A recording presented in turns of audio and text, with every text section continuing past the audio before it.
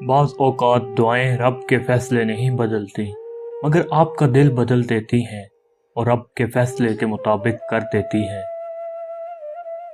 نیکی کے علاوہ کوئی چیز بھی عمر میں اضافہ نہیں کرتی اور دعا کے سوا کوئی چیز تقدیر کو نہیں بدل سکتی، اور انسان کو رزق سے محروم کرنے والی چیز اس کی بدعمالی ہے۔ انسانیت وہ چیز ہے جو دشمن کو بھی سہارا دینے پر مجبور کر دیتی ہے، اور احساس وہ چیز ہے جس میں غیروں کا دکھ بھی آپ کو اپنا لگتا ہے۔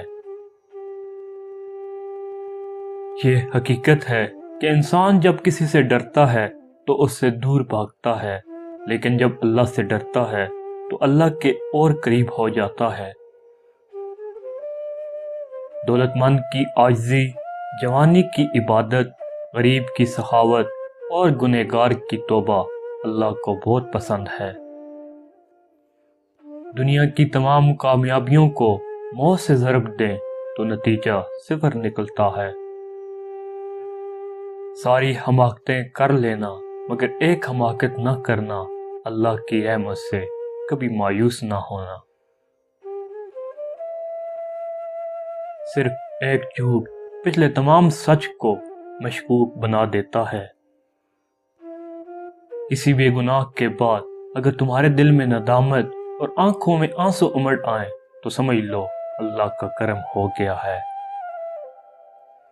شکر ادا کرنے کی وجہ نہیں ڈھونڈنی چاہیے بلکہ عادت ڈالنی چاہیے، کیونکہ شکر گزار لوگوں سے اللہ بڑی محبت کرتا ہے۔ مسائل وہاں سے شروع ہوتے ہیں جب ہم ایک دوسرے سے بات کرنے کے بجائے ایک دوسرے کے بارے میں باتیں شروع کر دیتے ہیں۔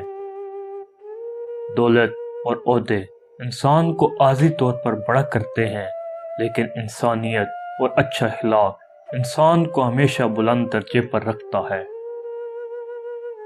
انسان جب اچھا سوچتا ہے تو اللہ خود ہی راستے نکال دیتا ہے اور مشکلیں آسان کر دیتا ہے۔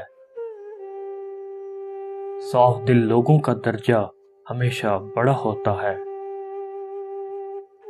محبت یک طرفہ ہو سکتی ہے، سمجھوتا بھی یک طرفہ ہو سکتا ہے، لیکن عزت دو طرفہ چیز ہے، یہ یک طرفہ نہیں ہو سکتی۔